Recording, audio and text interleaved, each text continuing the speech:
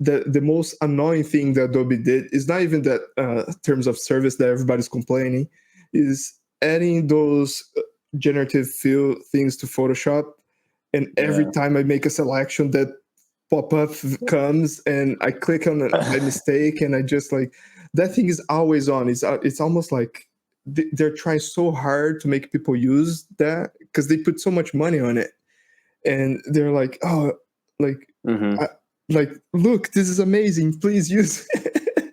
I don't know if I've updated my Photoshop because I don't get that. I see it being. It's not really a pop-up, but it's like every time I make a selection. Yeah. Before, when you made a selection, nothing happened, right? Like you had to do an action on top of the selection. So you do a selection, you could do like Control I to invert, or like Control Backspace to fill with the back color. So you would do some keyboard shortcut, or grab the bucket, or you had to do something, like even like Control M to adjust the curves or whatever.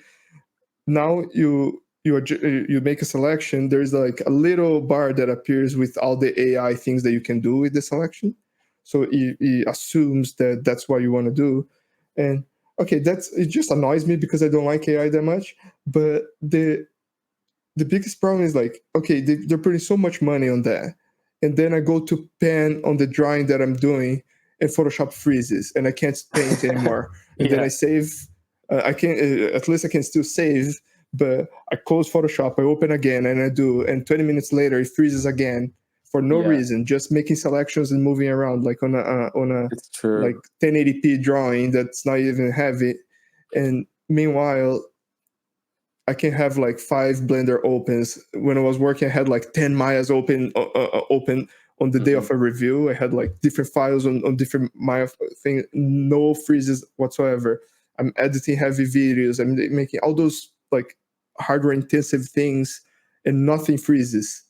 But Photoshop, with a black and white drawing on a 1080p canvas, freezes when I'm trying to move sideways. Yeah, it's like, it's the scrolling. It's when you're trying to scroll, like every single time. It's I can almost guarantee, and at least a few times a day, and it's so frustrating. But both it drives me crazy. It drives me insane. Did you canceled your Adobe subscription, right? I tried. Oh, yeah, that's right. Yeah.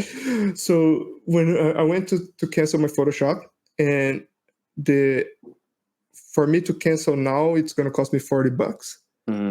And that's why they're being sued on the States now, because they like, I think the federal government is suing them for not being transparent with the terms of service and cancellation fees, because nowhere on the, like, I think if you clicked on the expanding things there, you could find the information, but it wasn't clear that you had to pay to cancel. Like there was a year contract that you're doing, so it's kind of shady.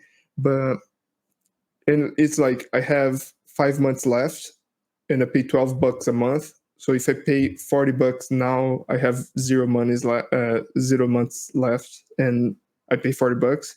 Yeah, if I don't, I pay 60 and I have 5 months left. So it's kind of like, it's how they get you. Damn. Yeah, but I also need, I still need Substance Painter for a couple months, for actually another month until I finish this contract. So I kind of, I was only going to cancel Photoshop, but I was going to keep Substance. Now I'm going to wait for this contract to finish, and then I'm going to cancel everything. And I wish I could say the same with so much certainty. I'm still using Photoshop as of right now. And I'm it's hard because as good as some of the alternatives are, they're not as complete, right? Because if you I know Clip Studio Paint and Infinity Painter, and there's like a bunch of Affinity Designer and Affinity Photo. I actually got those now, because of the sale. They're trying to capitalize on Adobe's downfall, and I fell for it. So you showed me it, and it looks pretty good. It is. But the thing is, Photoshop, I think it's the art software that I have used for, I'm not even a 2D artist, but I learned Photoshop. I was still in high school, and I haven't been in high school for a long time. So it's like I have used Photoshop for longer than I used ZBrush, and ZBrush has been like 16 years at least. So I assume it's like 20 years of Photoshop, and you got some muscle memories there, right? Like you expected things to be in a specific way, and like but you're pretty well versed in changing programs more than like I think 3D artists are in general. Like, you know, you can kind of go, you know, from Maya to ZBrush to Blender. You know, you've got a good kind of like understanding of a lot of programs, and it's even me who I don't spend that much time in Blender, but once I go there and go to Photoshop and and then Procreate, you kind of it's amazing how like quickly you just switch over. So I think if you're switching to Affinity, which I think I will, I'm not too worried. It's just maybe the convenience of having Photoshop, like you say, it's. Well, if you force yourself, it's a hard week or two, and then you're used to it, right? Like it's not. The problem is when you have both, you end up. That's why I still have ZBrush, because I completely abandoned Maya. I'm 100% Blender now, and then but I still have ZBrush, and anything that I'm struggling in Blender, I know how to do faster in ZBrush. I just export and go to ZBrush and do it there. Even though I know Blender is capable of doing, and I could just force myself to go there to finish in Blender, but it's just more comfortable in Photoshop, and I have it. So, sorry, not Photoshop, in ZBrush. So but so I don't know. I'm abandoning Photoshop, and it's not like Adobe in general. It's not just because of the AI stuff. I think people are making a bigger deal than it is, because with the terms of service, my problem is a little bit different. Like it's going to be the third time I canceled my Adobe subscription, like of everything. So the first time was because of the money thing. Do you know the money thing? Tell me again. Okay, I'm actually going to screen share this, because that was, man, I had to do like this fake money thing for our show.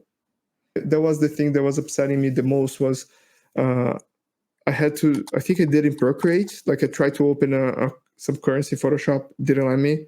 I used something else. I'm like, and it wasn't even the fact that I couldn't manipulate currency in Photoshop. Was the fact that they knew what I was doing. That was what bothered me the most. It was like that is strange. Like it had enough lack of privacy that like if they, like, I know that was like some sort of a script that identifies, and I know it's probably to cover their own ass if like if somebody uses Photoshop for I think they started being more. I think when Creative Cloud started and they start saving people's files, it's when they started being a little bit more on top of what you were doing with Photoshop, because they're also storing your files. So I don't know, but that was the first time like I canceled everything, and then it came back. Like I came back because I needed for whatever, but then I just got Photoshop instead of getting the whole package again, because DaVinci for me is better than Premiere now. And then I canceled again just because I didn't think I was using enough to justify the price. And I did, and then now that I'm doing more and then I signed, and well, I canceled again because I didn't think it justified the price, and I had a license through work. So that was the second time, because of the way the credentials work. When we started working from home, I just logged in with my work credentials, and I could use everything. So I just canceled the one that I was paying for. I didn't see the point. And then when I started doing freelance again, then I bought it again. But now I'm like, all the freelance I'm doing, I could be doing with other apps. They didn't need to be Substance. It didn't need to be Adobe. So I'm like, yeah, whatever. I'm not going to stick around. It's more like the pricing is ridiculous, and there is alternatives that are almost as good. Like it's close, So I don't know. I'm going to jump ship. Yeah, no, I agree. I think I'll try that too. It's I just need to. Yeah, it's strange. Like I know I should, like morally, and I think it's definitely the right thing to do, and it sends a message. But it's also convenience, and that's so. I guess that's the kind of always the dilemma, right?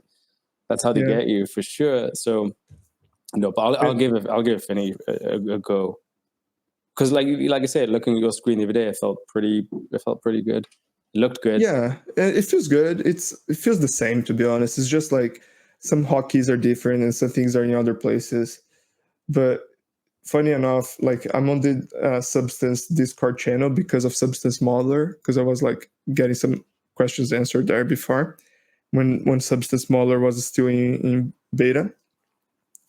And today they post a survey there about AI. And it's like how we feel about all the Adobe efforts towards AI. And you know how Discord has the little emojis? It was just like shit emoji and and like facepalm emoji. Like there was not a single positive one. There was everybody was like, oh man. Because I think that's the other thing they're doing wrong is like they're pushing like, okay, AI is the new hot thing. They're pushing, like everybody's pushing for that, like money wise. But Adobe is a company that their clients are artists. Most of their clients, like studios and things, but like maybe not their clients, but their users are artists. For sure. And I think artists like making art. Like it's not, I think the people who are going to benefit. Yeah. the people who are going to benefit from generative AI the most are not Adobe's clients. No. Are not their users. So that being said, like I can see some use, like Substance, for example. If you type in brick wall and then it gives you a brick texture, that's not much different than you finding a brick texture on Google and trying to, so I see there is some room for it. Yeah. There must be apps already like this, but imagine if they, I shouldn't give them ideas, but, they branched out to like applications on phones where you could do that, like take a photograph and use generative fill on phones, on apps. I feel like that would be, if they could sell that, they'd make like so much money. That would be more accessible for a lot of people than Photoshop. Yeah. Like I know they have Photoshop elements and like dumbed down versions, but it's like Photoshop fill or something. Or, again, I hope you're not listening, Adobe. Don't steal it. Do it. I'm sorry, I've doomed the world. But that would probably reach like a better audience. Some pride and solace that it's you fight. You're doing the right thing. We're fighting the right way. But in fact, now I'm definitely getting rid of Adobe. Now that I'm talking about it, it's